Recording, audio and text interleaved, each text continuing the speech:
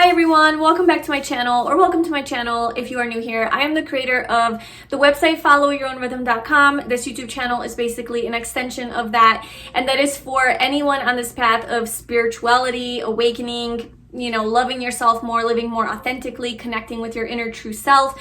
So if you are interested in that, then I will leave all the links below to how you can access my blogs, my courses, my freebies, and how you can work with me one-on-one. Okay, so today I wanted to share with you 10 of the biggest lessons that I have learned in my life so far. So these are lessons that have come directly from life experience, things that I've gone through over and over and over again until finally it came to a point where I learned it, A lot of these lessons were learned in the past few years because I went through a lot and it was a pretty tough couple years for me, as for everybody obviously collectively, but in addition to the world shutting down, there's also personal things that I was going through. I was going through a divorce and etc. etc. So yeah, these are just like major life lessons that I have learned from all of these life experiences that I've been through, and obviously from before that as well.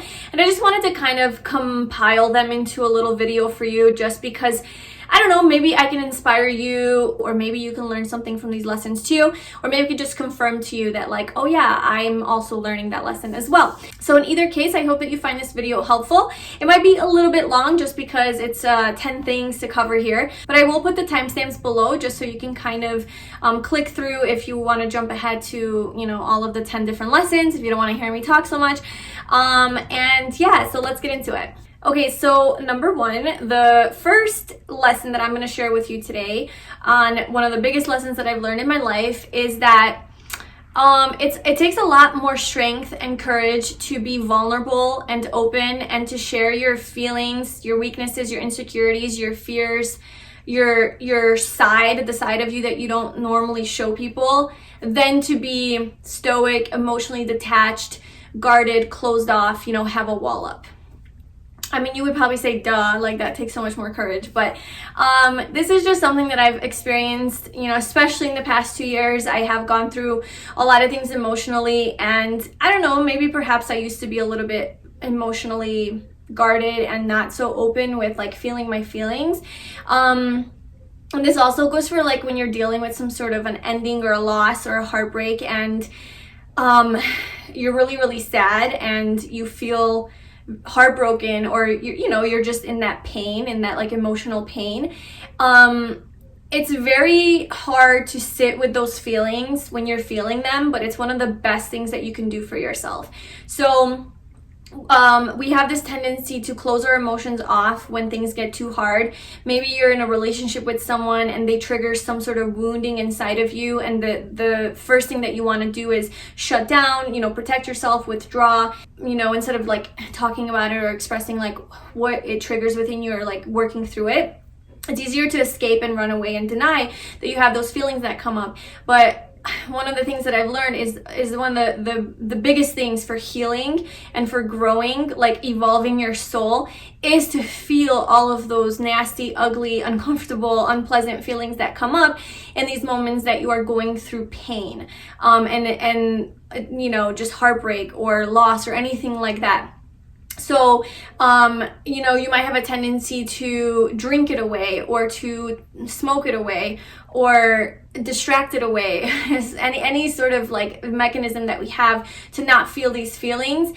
It's very, very valuable and important, and it actually takes a lot more courage to sit with those painful feelings, and I highly recommend it. When you're in pain, feeling vulnerable, feeling, hurt, just to sit with yourself and your own feelings, and also with other people, to don't shy away from vulnerability. Obviously have boundaries and be smart about who you open your heart to. But if it's a safe environment and it's somebody that you trust, to not shy away from your feelings. Don't shut down emotionally. Being emotionally unavailable and detached is not an easier way of going through life. I think it seems easier on the surface because you're not dealing with emotions. That's fine. Somebody hurt me, fuck them, I'm just gonna close off. But not dealing and addressing that pain that it caused, the rejection that it caused within you, and pretending like it didn't exist, I think creates a lot more built up tension inside of you. And I don't think that it's freedom, you know. I think freedom is to see those things, address those feelings, the pain, and work through it, you know, work through the pain, and that's how you heal. So that's like a major thing that I have learned in my life. Don't avoid your emotions, don't avoid your feelings. And as much as it hurts and it's hard and it's uncomfortable to open up to other people about that depth of you that not a lot of people get to see, it's so valuable. And it actually creates a lot more closer connections with people because you're relating with them on a genuine, real level that's authentic. Okay, so the second biggest lesson that I have learned in my life so far is that you cannot save, help, or change people who don't want to be helped, saved, or changed. And also, it's not your responsibility. This is a big one. This is a huge one, and I actually learned it, which is why it's so beautiful. It's not just something I say to myself like, oh, you can't change people, and then I'm secretly trying to change people. I genuinely am like, that's okay. Like, I let it go. So if I have a person in my life who, you know, is resisting growth and not wanting to go there, right? Emotionally unavailable, emotionally detached, angry, like they have, you know, some sort of an issue that I can clearly identify and needs to be looked at and dealt with. And sometimes I come in real hot and I'm like, okay, we're going to address it. We're going to talk about it. We're going to fix this. And I used to want to do this with everybody in my life, you know, and if they don't want to see it within themselves, and if they don't want to better themselves, and if they don't want to change, there is literally nothing that I can do, and I just let it go. Like from now on, like in my life, I just don't spend time on trying to save people. And you know, this is kind of like in my nature to do this. Like, hello, like I have this whole business built around this, but I'm not trying to save people. Honestly, if you want it, come and get it. You know, if you want like help, and if you want, you know, wisdom, or if you want to work through your issues, like I'll be here by your side every step of the way, you know, trying to guide you and help you. But this isn't my journey. This is your journey, and you have to do this for yourself. It's not my responsibility. And it was stressful, to be honest with you, because I thought that I was because I had this wisdom, I was responsible for sharing this wisdom with them, and then making them understand it, making them apply it so that they can be saved. So it's all based in good intentions. We want to help people because we know that there's something that we know that can really help them. But the hard lesson that I have genuinely learned, and I no longer try to do this, is that people are ready when they're ready to change. Some people don't want to change, and some people don't want to be helped. And it's not up to you to save them. And there's no amount of convincing or persuading or being wise that you can do to make people want to change. That is something that they're going to have to do on their own. This has to come from their own will, their own drive, their own inner motivation and desire to better themselves. And there's nothing that you can do about that. All you can do about that is let it go. It's people who are in your life who don't want what you have to give, and who aren't on this path of growth and change and transformation, are maybe not your people. Maybe those are not the types of people you should surround yourself with or have in your life. Or you can have them in your life, but just be an inspiration through your example instead of pushing things on them. I think it's much better to try to get people to change through you just being you, showing them how you do it, exemplifying it, living it, right? Living your own truth. And the people who like it will be attracted to you, and they'll want more. And even the people who don't want to change, they'll still be inspired by you. So if people want it, they'll come for it. If they don't want it, it's okay. It's not my life. I don't have to live your life. I'm living my life, and I'm happy, and I'm at peace doing what I'm doing. Obviously, I want you to have the same for you, but that's your choice. You know, at the end of the day, like this is your soul's journey. And that's the other thing, is like everybody is exactly where they need to be on a soul level. So if somebody is in your life who has very toxic patterns and habits, and you see like so clearly that there's some issue going on there, and you even have like a way to help them, but they don't want anything to do with it, you have to trust that this is exactly what their soul needs to experience in order to learn certain lessons that they have to learn. This could be part of their karma. This could just be part of anything. And everything is perfect always. And they need to literally go through this in order for them to learn and transform. Like some people need to experience pain multiple times before they actually learn from it. That's just what they signed up for. It is not your duty, not your responsibility to make that otherwise. You know, everything is perfect. So just let go of trying to help people and save people. Do your thing, and whoever comes to you, you know, go all in. You know, be there supporting them for sure. Okay, so the third biggest lesson that I have learned in my life, and this kind of sucks because I'm an idealist, I'm an optimist, I believe in people, you know, I give people the benefit of the doubt, and I'm like kind of naive about things sometimes, like, yeah, we can change everything, you know, will be perfect. But the truth is, that I have learned, is that a lot of people, we are walking patterns. That this is the third biggest lesson. Everybody is a walking pattern, a conditioned pattern. And these patterns are really, really hard to break. And basically, it's like when you're dealing with a person who's constantly showing you through their patterns and their actions a certain type of behavior, and then it leads to conflict. And then they say, I'm going to change, you know, I'm going to do better next time, like all of that. Pay attention to their patterns and like what they do consistently, instead of like the promises that they keep and the things that they say to you. Because I have always had hope for people and allowed them back into my life, to, you know, thinking like, okay, I believe in you, like maybe this time you're not going to be an asshole or, you know, mean and harsh and abusive. And you give them a chance, and then they do it again because they repeat the pattern. They're a pattern. Everybody's a walking pattern. And then you let them in again, and then they do it again. You let them in again, and they do it again. I have literally done this with, well, there's at least one person in my life who, you know, it's a family member who this has been the case with, but other people as well. And every time they come back, it's the same old, and people don't change. So unless people are, or this person is intentionally and actively on this path of growth, change, transformation, you know, that spiritual journey, they're not going to change. Let it go. Their behavior is fixed. Their pattern is set.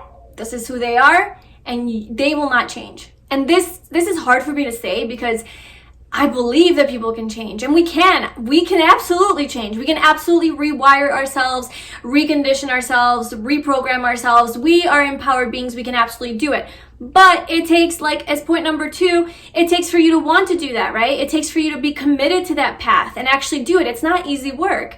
It takes a lot of effort and dedication and diligence, you know, and internal motivation to do all of this stuff, you know. And a lot of people don't have the motivation to do it, you know, or they don't have the desire, or they're too lazy, or it's too hard, you know, they don't have the resources or the support. And a lot of times it takes therapy, right? And people don't want to do that either.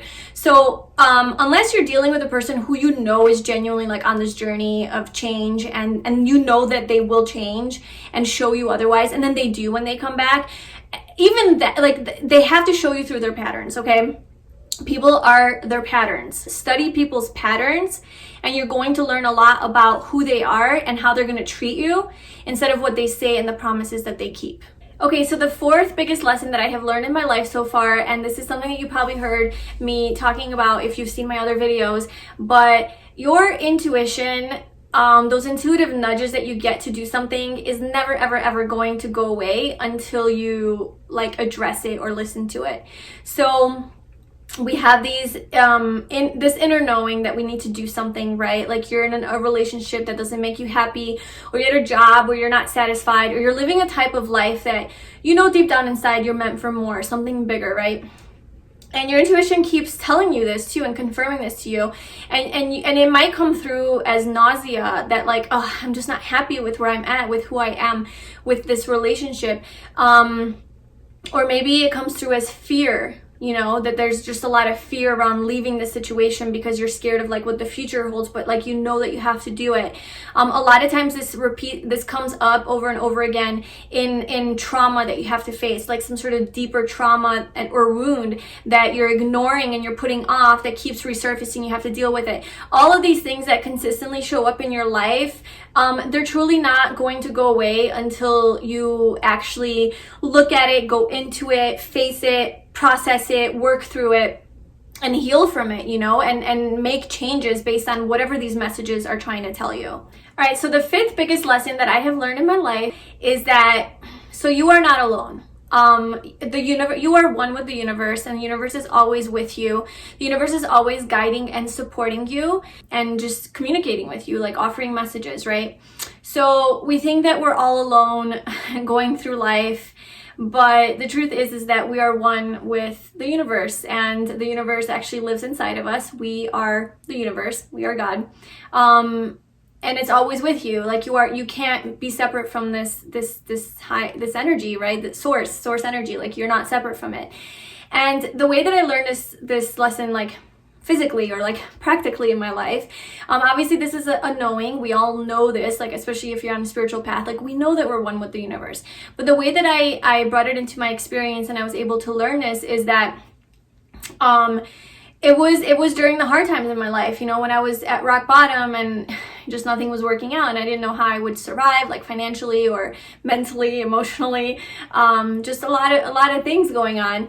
And there would be little messages that would come in through signs, symbols, synchronicities, intuitive feelings that the universe is here supporting me, and it would give me like blessings. And you know, so when I say the universe is here helping you, supporting you, I'm not just saying it's like whispering in your ear saying, you're beautiful, you're going to be fine. I'm saying it's providing resources. It's like sending random people into your life, angels as I call them, physical people into your life to lift you up exactly in that moment that you need to be lifted up. Like the moment that you want to give up on your whole business, let's say, you get an email the next day of somebody telling you a beautiful story of how you changed their life, you know, or you don't know how you're going to pay rent next month and then you get a random check in the mail. Like it's these beautiful things that happen, you know, in life that showed me that I am connected 1000% with the universe, and it is always here. It's always here with me, you know, and obviously you have to be in the right vibration to access that.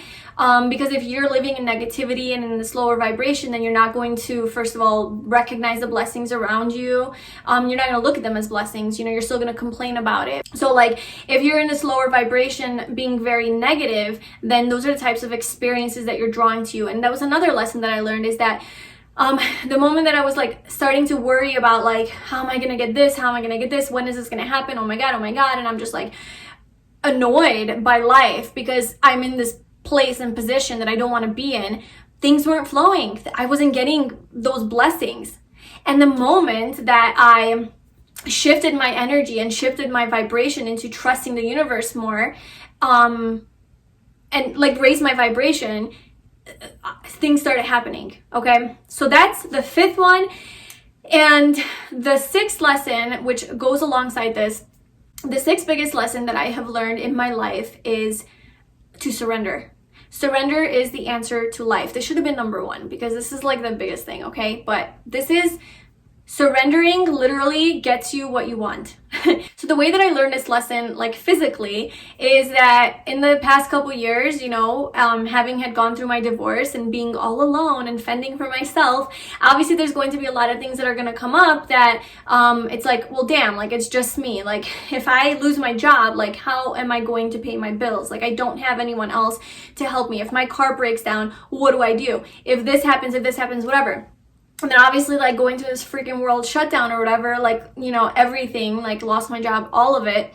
There was a lot of moments in my life where I was like, I don't know how I'm going to survive. And what I have realized is that every single time that I surrendered and I let it go and I released control over the situation and of the worry and of the how and of the outcome and thinking of the worst things that can happen, and I got into this like I have no choice but to surrender. Actually, it was I had no choice. Like the universe forced me to learn this lesson because it wasn't like by choice. I was like, okay, I'm gonna surrender. Everything's gonna be fine. It was like, okay, like I literally can't do anything about this. All I can do is surrender, because that was the only place that I can find peace. It was the only place that I could free myself from this heaviness, this pressure, this burden, this worry, is by being like, there's nothing I can do. I'm just gonna go ahead and let this go.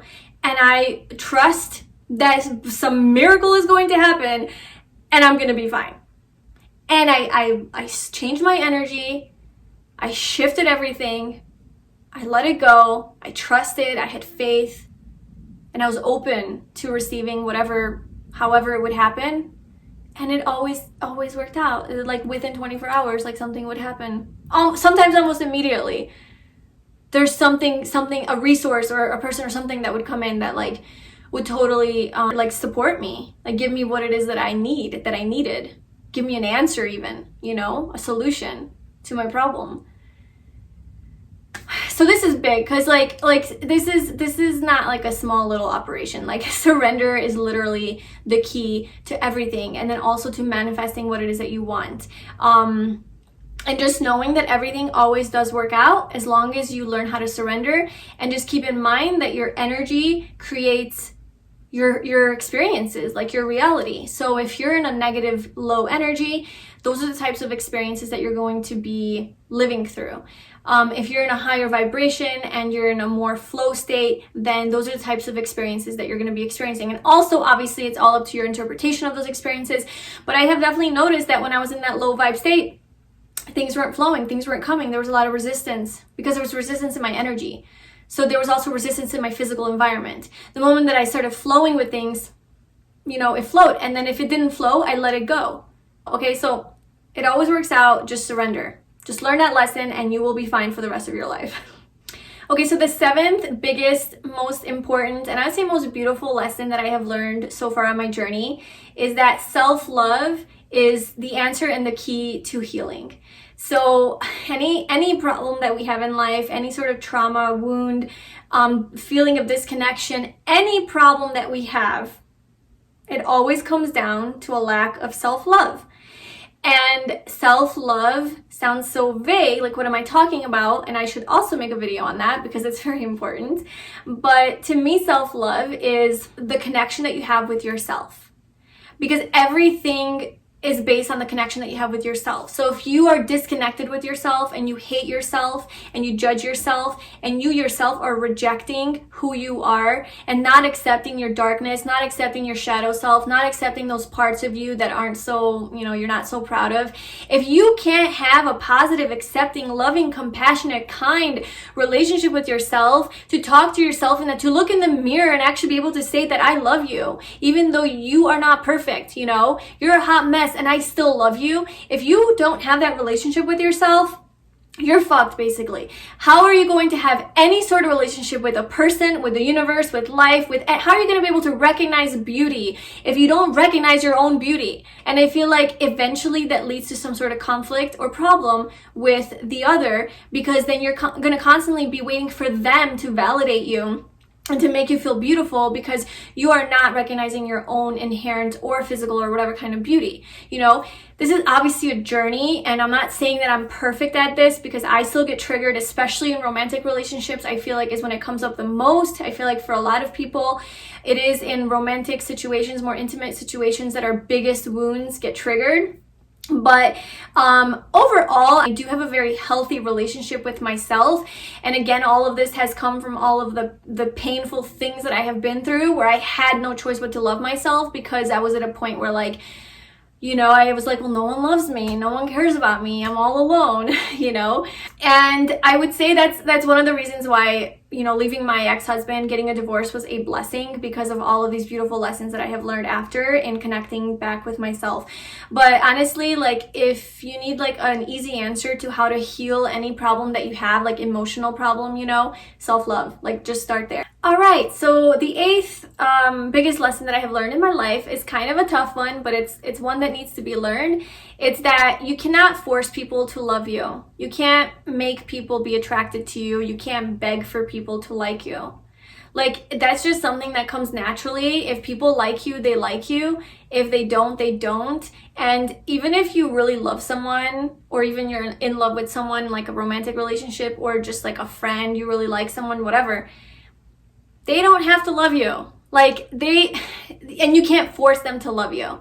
If it's not there, if the connection is not there, or they don't feel the same way, there's nothing that you can do about it, and you really just need to let it go. You don't work any magic spells or try to manifest this person or anything like that. Just let it go. Like, you know, if somebody doesn't love you the way that you love them, Like, why would you want them in your life anyway? You know, so this comes back to self-love. It's knowing what you deserve, and you deserve to be loved. You deserve for people to love you and to see your worth.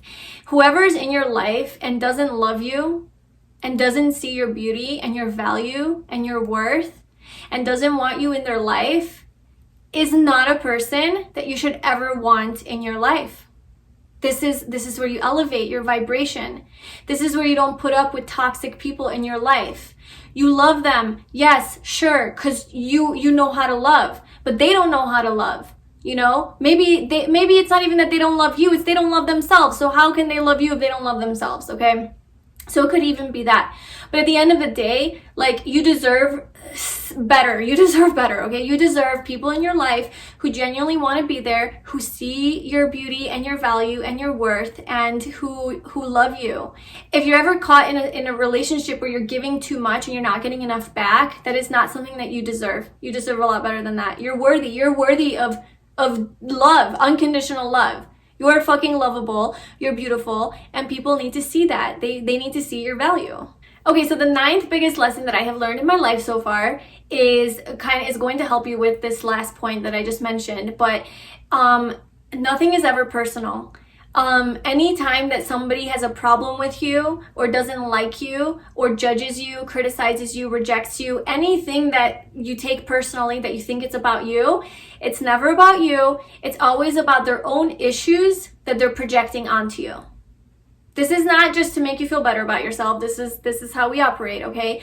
If you look at yourself and you look at how you judge another person, you will notice, if you really dig deep, you will notice that you're not actually dissatisfied with that person and what they're doing.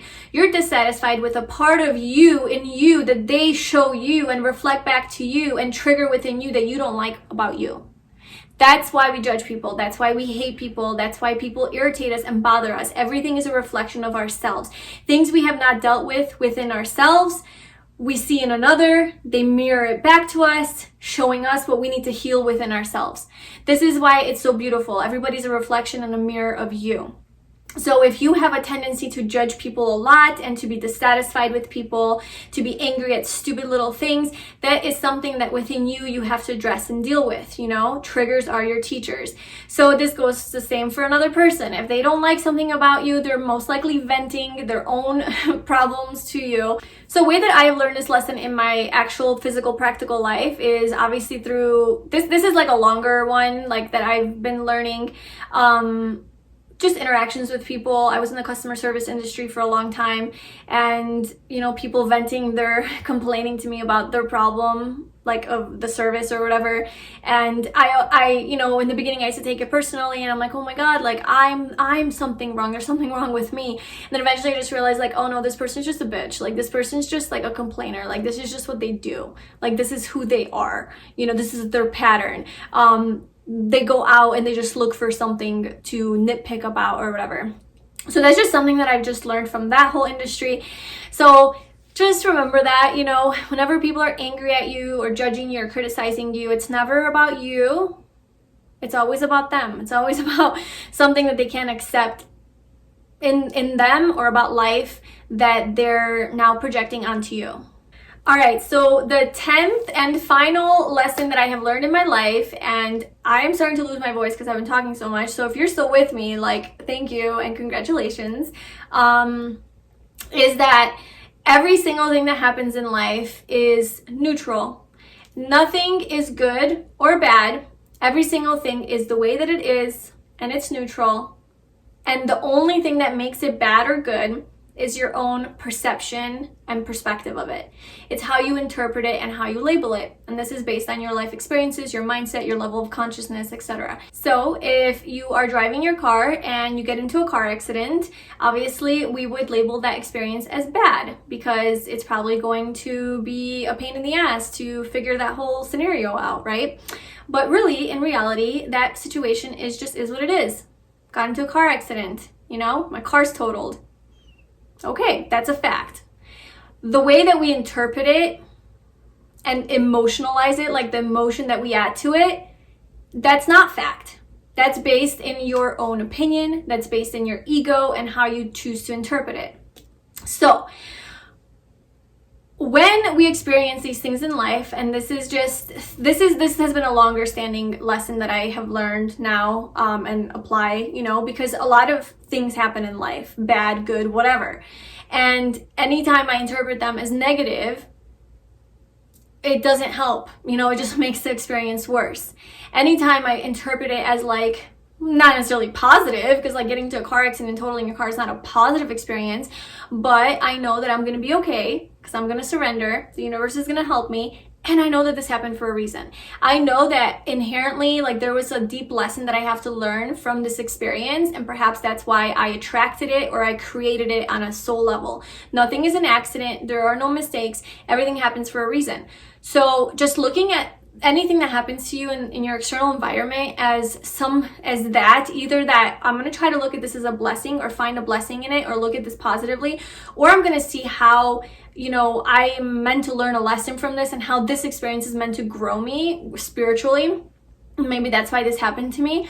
If you choose to look at it from that perspective, it just becomes so much better and meaningful, right? You add meaning to your experiences.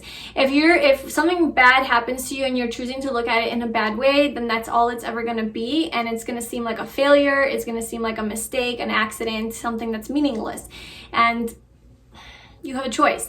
That's the point of this lesson, is that you have a choice. You're right either way. Like, you're not wrong. You know, if you choose this one, okay. If you choose this one, okay. But which one is going to create the more positive experiences for you? Which one's going to create more happiness, more freedom, more flow? This one, of course, always. I feel like this mindset will save you a lot of stress in life, because obviously we have so many things that we experience that are not necessarily the most pleasant things, and we have a choice in how we look at it. You know, we have a choice in our perspective always, and our perspective will always create, like, our experience of it, you know? Like, if you're looking at it from a negative perspective, you're going to have a negative experience of it. If you look at it more positively, or like what you can learn, or at least surrender and at least just accept it for what it is, you don't have to necessarily look at it positively, but just be like, okay, well, this is what it is, like, whatever. Or maybe like, I attracted this, like my low vibration attracted this experience, you know? What can I do to get into a higher vibration so that life flows more? It's not to say that you're free of challenges once you're in a high vibration, but there are less challenges and obstacles because you're flowing. You're going with the current, you know, not against the current. So naturally you're going to have less resistance. So this will save you a lot of stress in life, a lot of worry and unnecessary pain and trouble if you just choose to look at things from a different perspective. You know, you have the power of your mind, you know. All right, so those were the 10 biggest lessons that I've learned in my life so far. I really hope that you enjoyed this video and that it was helpful in some way. I would love to hear any big life lessons that you have learned in your life so far, or if any of the ones I mentioned resonate with you in any way. Please like, comment, and subscribe to my channel if this video resonated with you. And I'm sending you so much love. I wish you the best on your journey, and I will see you in my next video.